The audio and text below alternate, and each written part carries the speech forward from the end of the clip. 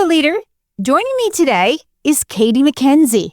She owns Bird's Nest Auctions and has done a remarkable amount of restructuring in her business in only 7 months of being a member of the Leadership Lab. Get ready to hear some vulnerable admissions of how she was feeling before she took back control of her business, made some important decisions about the productivity of the team, and then turned it around, crossing a significant revenue mile marker while also being able to be more present at home. If you've ever felt like your business and your team has slipped through your fingers and you want to step back or step up into your role as leader, this one is for you. Welcome to the Stacking Your Team podcast, smart leadership for women who mean business. This show has been on air since 2018 to help women who own established brick-and-mortar businesses fix the people side of their business so they can stop carrying payroll pressure, stop over-functioning as the default decision maker, and build a team that actually performs without burning anyone out or damaging their reputation. I'm your host, Shelli Warren. My entire career has been built on leadership coaching, team development, and creating accountable, productive cultures inside real workplaces. Over here, we don't just talk about leadership, we live it. This isn't online leadership theory, academic research, or HR speak. The work we do here is grounded in real teams, real workplaces, and real consequences. Each episode delivers practical, no-fluff strategies to help you lead a team that can carry the business forward with you, not on your back. And I'll say it again, the team that got you here might not be the team that gets you there. Let's go. Here's a bit about our guest today. Kate MacKenzie is the owner of Bird's Nest Auctions, a New Hampshire-based estate liquidation and online auction company that helps people navigate downsizing, life transitions, and the overwhelming task of letting go. Known for her practical, empathetic approach, Katie works closely with families to create auction experiences that are transparent, efficient, and respectful of both the items and the emotions involved. She's balancing logistics, technology, and team leadership with a strong belief that estate work should feel supportive rather than stressful. Katie is passionate about building systems that work and making complicated processes feel, way more manageable. A personal health challenge required Katie to step out of her business for a long period of time to focus on her recovery. She is grateful that her team handled the business during that time. When she was fully recovered, she was ready to step back in and step up into her role as leader in a very significant way that led to some people leaving, some people shuffling around, and some people getting hired. She's at a great place in her business now because she made some significant decisions about how to stack her team and how to refine their work processes that directly led to increased productivity and happiness at work, including a bigger workspace for everyone. Let's dive in with Katie. Welcome to the Stacking Your Team podcast, Katie. Thank you very much. Happy to be here. I'm so happy to have you here because I know how much my listeners love it when I bring clients on. They really do appreciate hearing her story, her journey, her trials, her tribulations, everything that she's thinking about. And it really helps our listeners know that they're not alone out there. So let's dive into probably the first question that people are thinking. What compelled you to want to launch this type of business?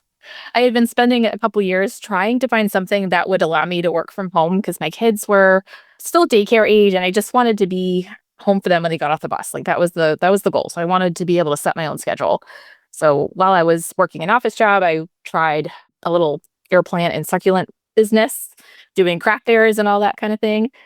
Which was a lot of fun, but not even a tiny bit financially successful. So, but I learned a lot from that and then started an eBay business. So I would go to thrift stores and find things to resell. I always loved doing that. I think I have a good sense of when something's has some value. So I did pretty well with that.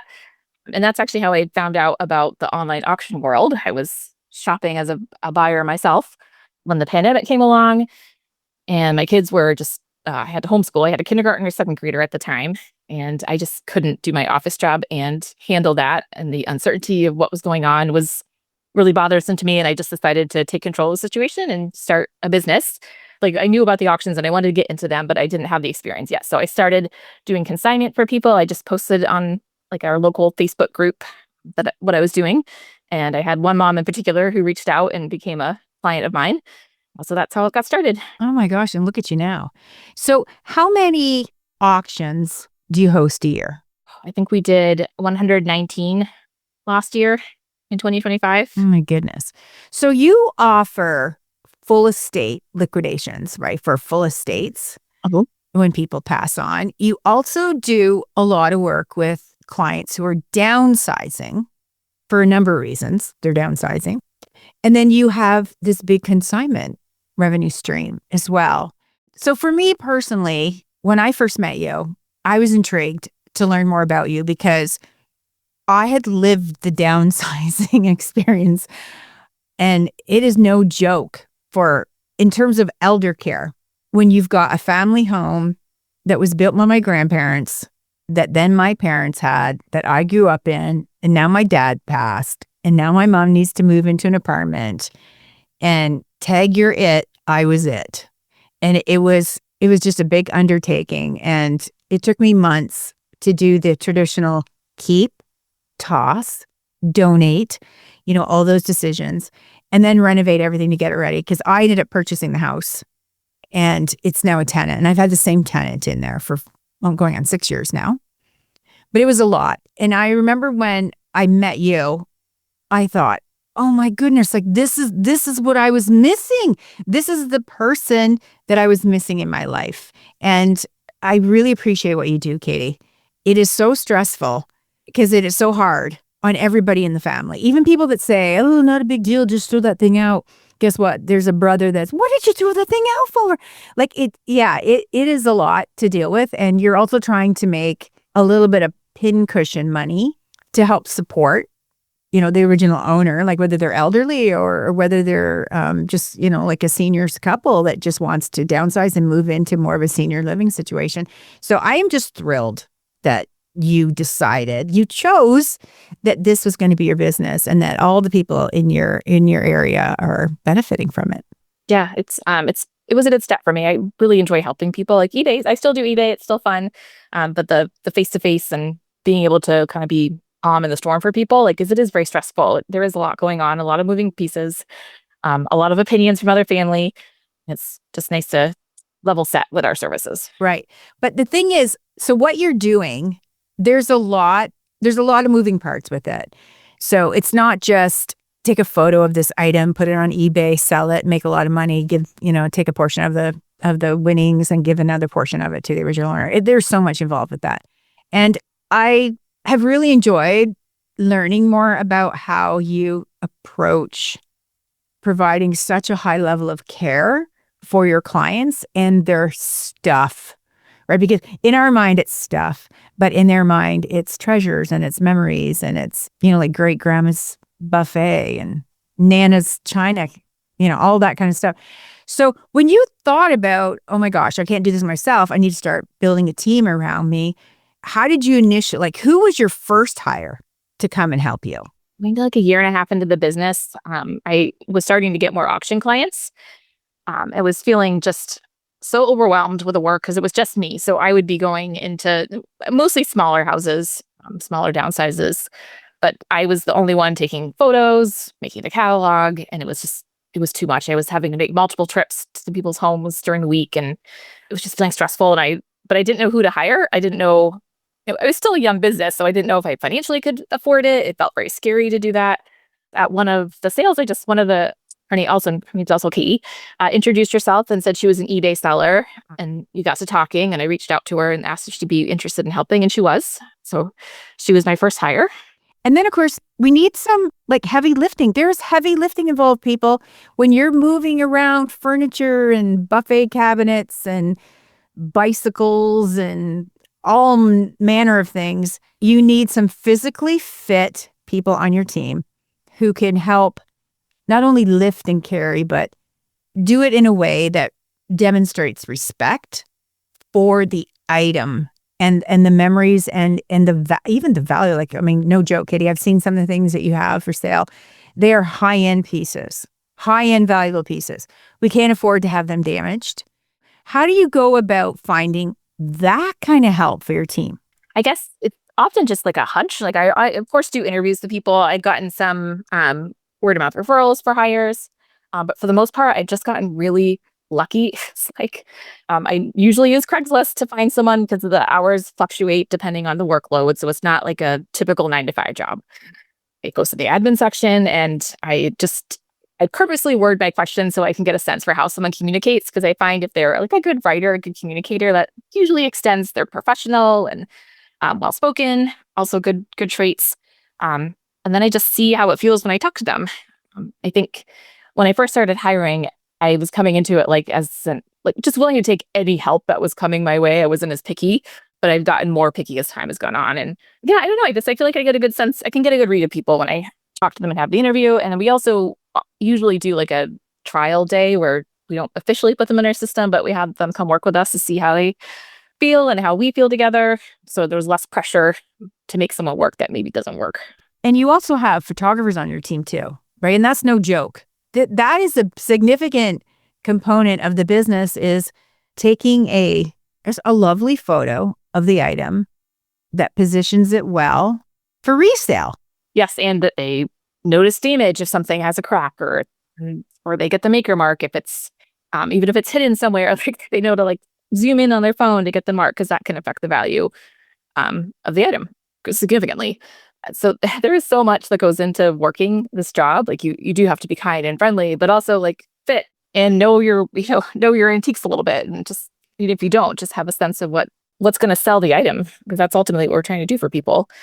It's a lot of fun. And when I tell people about it, they're like, "Oh, I'd love to do that." I'm like, "I'm not sure you would." It's very involved. It's a lot of hard work.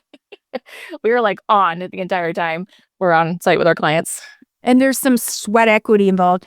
How do you navigate with a client who like is adamant that this object is worth big bucks, and you know it's not? How do you navigate that? I just let them feel that way about it.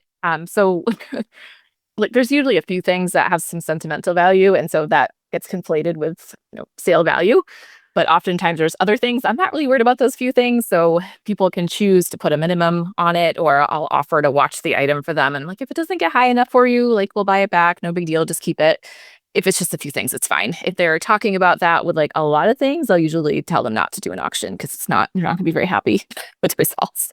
On the flip side, have you ever uncovered like an absolute gem and the homeowner or like, what? No way. That happens more often than not. That's why I love basements and attics. I swear the best stuff is in there.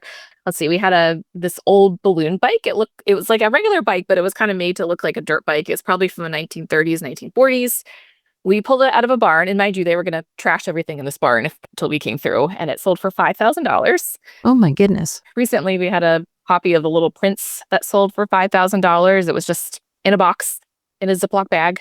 It doesn't happen with every auction, but there's always something that you're just like, okay, I guess people really like this or wanted it. Yeah. Yeah. Well, I think people also, I mean, they watch the public broadcasting system, they watch those shows, and they're like, wow, like we could be sitting on a gold mine here. We just don't know it. Yes. We for sure tell our clients too, if they're throwing a lot of things out to stop, so that we can go through first, because we do find a lot of value in things that you may not think have value. For sure. But for the right collector, they certainly are. Yep. Or they are a piece of a set, and you recognize, hey, this is a hard to find piece that belongs to a larger collection. And we know for the right buyer, they'll be thrilled to get this. Yeah. So people need to lean in on the expertise that you've developed over the years, for sure. That's part of what they're buying. They're buying your level of mastery. Yes, exactly. So you have a legit business, Katie. This is legit. Yeah. This is not a side hustle. This is not a hobby. You are making 7 figures. This is a great business to have. You're offering wonderful employment opportunities for people within your region, including people that are out of the mainstream career, corporate climbing, blue collar shift worker individuals who are they're not ready to retire to the couch. They want to do something. They'd like to be able to do something outdoors. They'd like to be able to be of service to their community, and the jobs that you offer are just a wonderful fit for that, because especially for people who are like just curious about antiques and retro and vintage and all the lovely things. So I think it's wonderful what you're doing. And at the same time, I know that your business and your team has really shifted. Like, Katie, we have not been working together that long. We've been working together like 7 months now. I cannot believe how much you have leaned into improving what you have.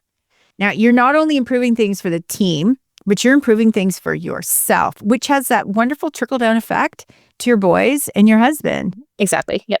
Because you're a whole different Katie now. Like, you're just more present at home and you feel better about what you're doing. So what have been some of the bigger shifts that may have been super scary to make, but that you just bit the bullet and you went forward and you just did it?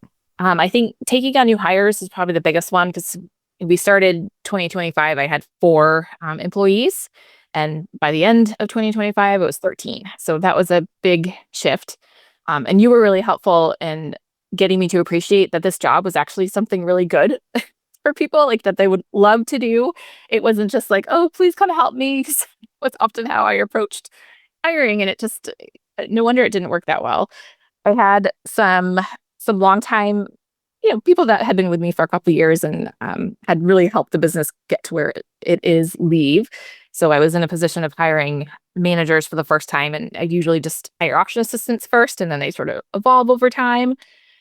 So this is the first time that I've ever had to create a manager job description and kind of hire at a higher level, which was also scary to do. I know hindsight is 2020, but I wish I could tell, myself over this past summer, that it was going to be okay, that I was going to find these amazing people. Because at the time, I didn't believe it. I just thought this was as good as it's going to get. If I lose these people, it's all going to go downhill. I had to just do a little hard work, like I guess kind of trying to figure out why I felt that way. And then also just gaining enough confidence in myself and the business that I built. I think I was really willing to hand off a lot of the growth to the people that were working with me and give them credit for that. And they do get some credit. But it wasn't just that. There was more to it. And I wasn't giving myself enough credit, I suppose, is the word I would use. Yeah. Well, the thing I watched with you, Katie, is when you joined the Leadership Lab, the whole momentum that we were creating was we were going to help you take back control of your business. So over time, it had drifted. So there was other people in the business that were being an extension of you and the brand in a really big way. And they had a lot of control as to what was happening in the business, which was wonderful at the time, right? That feels like a wonderful thing. But as a leader, when we look deeper into the business and we start to realize, oh my goodness, like we're leaving money on the table here. We're bleeding money there. We're losing team members over here. We've got massive skill gaps and capability gaps and just even availability gaps, right, over here with these people. So on the surface, it looks like everything's cool because there's the right bum in the right seat in order to make this all happen. But then as leaders, we look deeper into what's really going on here. And that's when we uncovered this could go so much better if we start making some adjustments in terms of how the team is set up, the systems that you're using, and then also reintroducing you, Katie. And I think this was the biggest thing that I saw in you was you were reintroducing yourself to the team and to your community as the business owner. You were taking back control of, hey, I'm the founder. This is my business. I'm here to play a bigger role in it, and I'm going to play a bigger role in it. And then you were very thoughtful about how you were going to introduce change. Some of them were just straight up change. Others was straight up improvements. Or I don't know, just I know women, like, as growing up, like, we're taught to play small and not, make a big deal about ourselves. And I could definitely feel that. That's where I was coming from. And it wasn't a really strong place to be coming from. So that was part of the work that I had to do. Was being okay with being in the spotlight a little bit as the top of the company. Like I used to be kind of embarrassed if I was introduced like, oh, here's Katie, the owner of the company. And I'd be like, oh, no, not a big deal. Like it's fine. Just want to be like everybody else. And I'm still like that sometimes, but like now, I just feel more confident. I just feel it doesn't bother me as much when someone introduces me as Katie, the owner of the company. I smile. I step into that role. I guess. Yeah, you're owning it. You're owning it. Because here's the straight up truth. When a leader of a business plays small, stronger personalities will take over. They will. It just will. And then if we tolerate that, then before you know it, you like the business owner then drifts to the background and the stronger personalities come forward. And even though it's your name that are signing the payroll checks, the optics and the vibe and the team culture says something very, very different. And the longer you tolerate that, then the harder it is to get a hold of it and bring it back closer to your proximity. But you did it. It was difficult. It was hard. It was uncomfortable, but you did it. And I think now what I'm seeing is you're just so much more confident to make the right decisions because you're not worried about people liking you anymore. You're not worried about, oh my gosh, well, they'll quit. And so what? Right? Because hardship at the time, but because you had built the business from nothing, you know that you can count on yourself to step back in to some of those core roles for a temporary time frame in order to find the right people to come in. And that's exactly what you did, right? You're dipping back into those core roles when needed to close that gap while you're getting the right new hires to be able to come in. Yeah, absolutely. And people did quit when I started, stepping in the leadership role more, and that was okay. Like it wasn't, that anybody was doing anything wrong. It just had to happen, and it was okay. And I had to work a lot of hours. The fall was a little rough, but got through it. And thankfully I did. There were definitely times where I was really questioning whether I wanted to be doing this business. I was working so many hours and not seeing the fruits of that labor. But now that I do have really good people in place and more clear defined roles, which again, is something I hadn't really done, it was just kind of like everything grew very organically and I didn't have like a plan in place for most things. I was just kind of reacting to things as they happened. But having like real, I know it sounds silly, but having like real job descriptions and hiring someone for that job description has made a big difference. It so does. This is the truth of the matter. When we have a business that we treat like a hobby, it performs like a hobby. When we have a business that we treat like a legitimate revenue generating, profit building business, it starts to perform that way. And then as the leader evolves, so does the team. Because you were no longer willing to accept mediocre team members. You were no longer willing to accept people that would come in with so many boundaries, so many preferences, so many entitlements, that now you have great people surrounding you that really enjoy what they do. Your clients are definitely feeling it. So the referrals are just constantly flowing through. And because you now are not so much worried about the whole team dynamics and who's going to show up today and who's not going to show up today. Am I going to have to go in and step in on that? You have been able to really focus on those CEO type tasks. And you've done a lot of great leadership work this year, Katie. So tell us about some of the things that you finally had a chance to have a look at and build for your business. The first thing I did was the one-to-ones. I guess I see my team a lot, so I hadn't really thought about sitting down with them in a formal way before. But I had listened to you talk about it and realized that was important, and carving out like intentional space was important. So I did that over the summer. It felt great. Like just about everybody said something about how I've never had this happen at a job before. Like I really appreciate you asking how things are. And I didn't use it as like time to give them feedback or something. It was just like, just tell me what's going on. Like what, how can I be of service to you? Like, are things working out? And it was really lovely. Yeah. It also cements the relationship. So now people on the team realize, oh, wow, I really am a part. I belong here. I'm a part of this team. And my leader is interested in me because they're showing me that they're interested in me because they're making time just for me, right? Team meetings are one thing, but it's the one-to-ones that really form the deeper relationships with your team members. Yeah, absolutely. You did a few other things too, like you introduced a lot of structure. So you looked at all the productivity bleeds. Like you looked and thought, oh my gosh, this should not take 2 days. This size of a job should not take 2 days.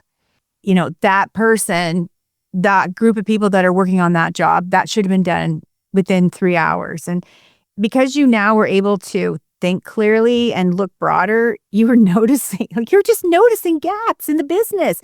And you had the confidence to go close the gaps. Yes. I didn't have any SOPs coming into 2025, and I now have quite a large library of them. That was another thing that I had to just get over. Like, I wasn't willing to commit to an SOP because I was like, well, every job is different. I don't want anyone to feel bad. Like, oh man, I tell you, like me 6 months ago, I'm just like, I don't even know. I don't even know what I was thinking. But I finally just started putting to paper what I wanted to happen and asking people to do it. And I know that sounds silly, but like I was saying, no, this is actually how it has to be done. And this is what I want you to do. Yeah, these are standards. And here's why we have them. And the other thing too, Katie, is you pay your team members well. You pay your team members well. And if there's one thing that I feel like I'm always harping on all my clients, I feel like I'm always the one reminding them about how well they pay their team members and the lovely workspaces that they provide for their team members and the amount of care that is provided for them day in, day out. So those are things too. Like people, like I know as women leaders, we often feel that, well, I don't really want to ask that because, it's probably unreasonable. Am I asking too much? I feel like I'm acting like a tyrant because I've got these preferences that I want. No, people love direction. They love direction and they love clarity. And once they understand why are you asking me this? Why it's important to the business? Why is it important to the client? Then they're all in and they will do it. And the people that are not, then they don't deserve a spot on the team. The other thing you worked on was really having more time. Like, honestly, it was really awesome for me to see you have time to think about, where are we losing money here? Where am I leaving money on the table? Where am I confusing our potential clients? How can I make the buying decision that much shorter? And once you had time to look at that, then you were able to really address it and create a whole new way of doing business. Yeah, I mean, and I couldn't see the problems because I was so just mired in the day-to-day. It was just getting a job to the finish line, and then I'd have to start the next one all over again. And I just couldn't, I wasn't looking at the big picture. And when I finally did, it wasn't great news, but it inspired me to problem solve, which I enjoy doing. It got me to just shift processes where I needed to shift processes and put different plans into place, just fix it. Yeah, everything from scheduling to pairing people together to be on specific work teams that are attached to a specific type of project. You're really starting to look at, who do I have on my team that are fantastic at that kind of a job? And by job, I mean client, like a client project. And then who else would be better suited to serve this type of client with that type of a project? And now people are happy, right? Because they're being able to do what they really love to do, that's feeling like worthwhile work. They're building mastery in it. And of course, they're just getting better and better and better at it, which boosts your productivity numbers, which lessens the length of time that you're spending on each of these projects, which, are you kidding me? It's totally hitting your profit.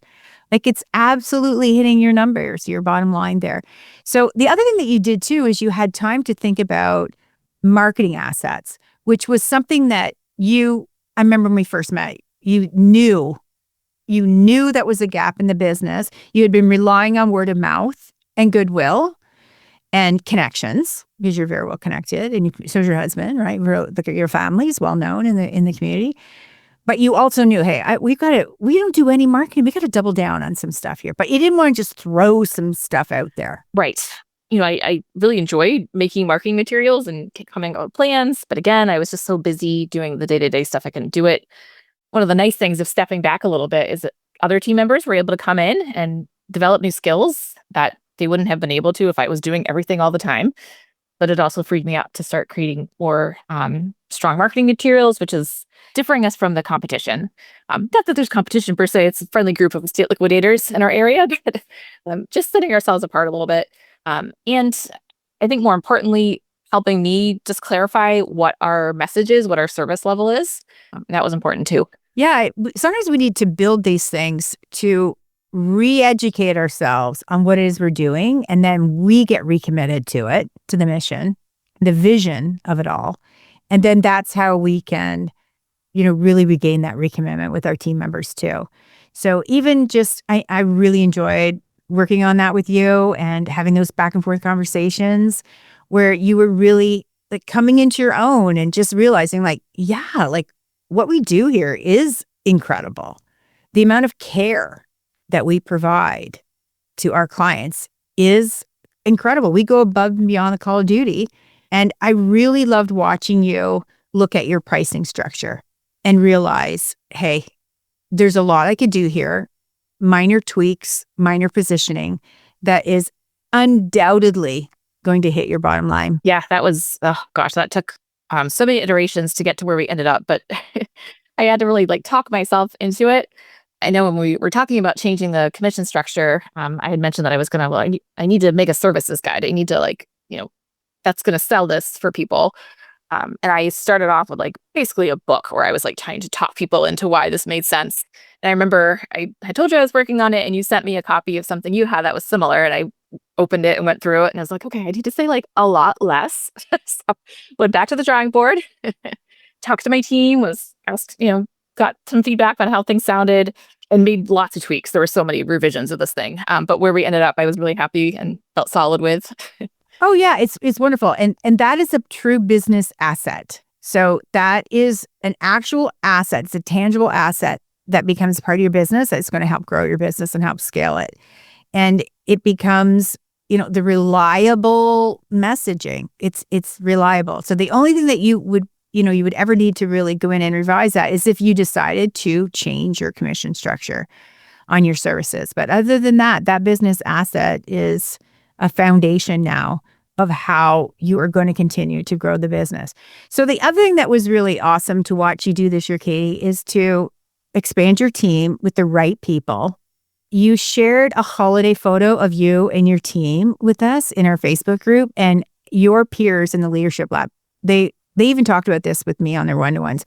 They all said, oh my gosh, did you see the smile on Katie's face in that team photo? Yeah, I even get emotional thinking about it, but the journey that I've had to take to get to that point where I feel that good and it's genuine happiness. And I love my team so much. I can't even, every time I think about it, I get teary eyed just because their commitment level, matching mine. This business is like my baby and they care just as much. And it's really, really heartwarming.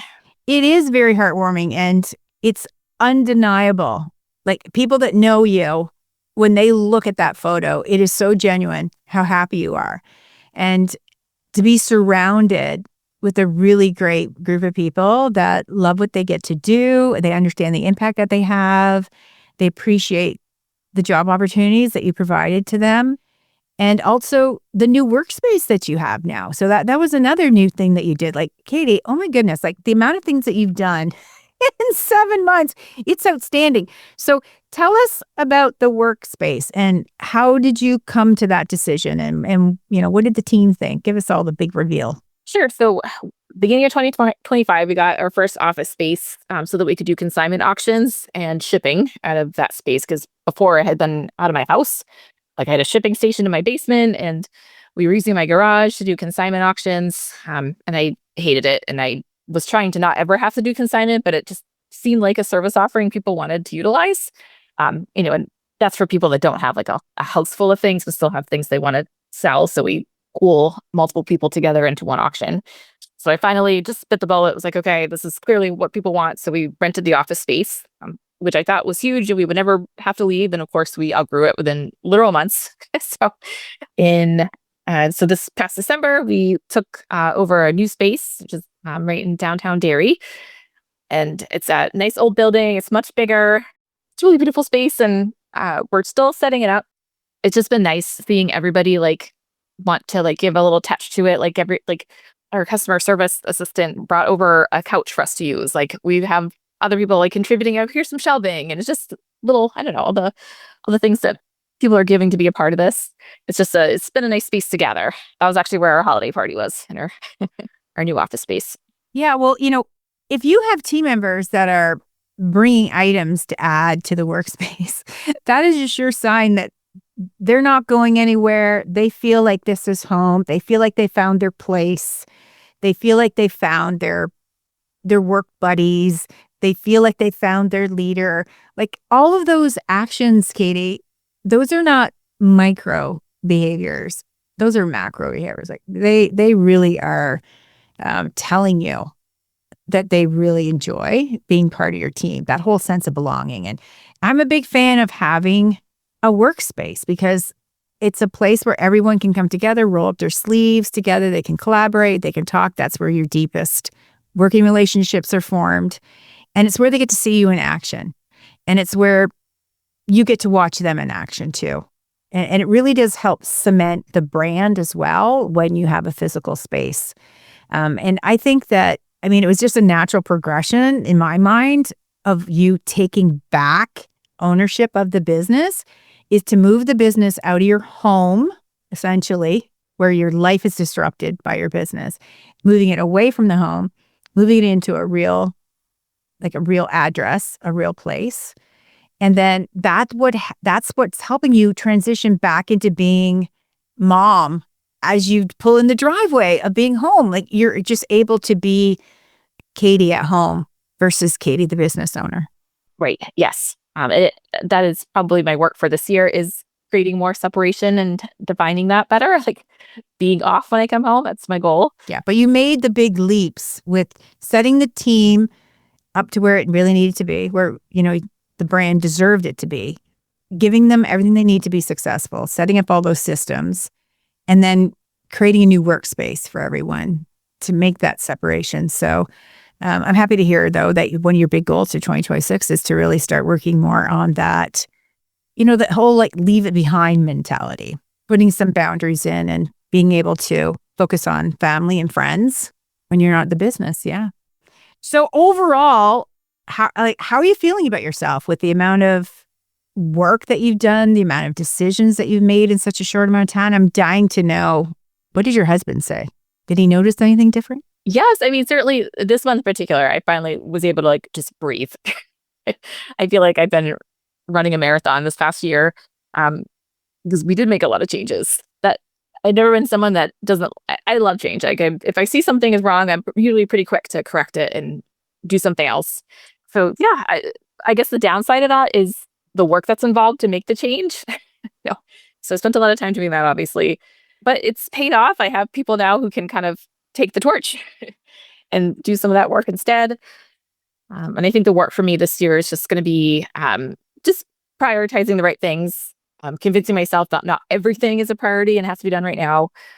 And then, delegating where it makes sense so that I can have that, work-life balance that I wanted when I first started this whole thing. The whole point was to spend time with my family. Yeah. And you have the right people that you can delegate to now. That's the change, right? The trust is there. The competency is there. Yes. The big picture, critical thinking skills are there. Mm-hmm. And that's what's going to give you confidence to be able to step back and let people do their thing. Yeah. Mm-hmm. So if you had a bit of advice to give to another business owner who's found herself where she wakes up and feels, is this business even mine anymore? Like it feels like the team is running the business and maybe her role is insequential now. Like any ideas for how she could look deeper into her business and look to see about how she can find her way into that true CEO role again?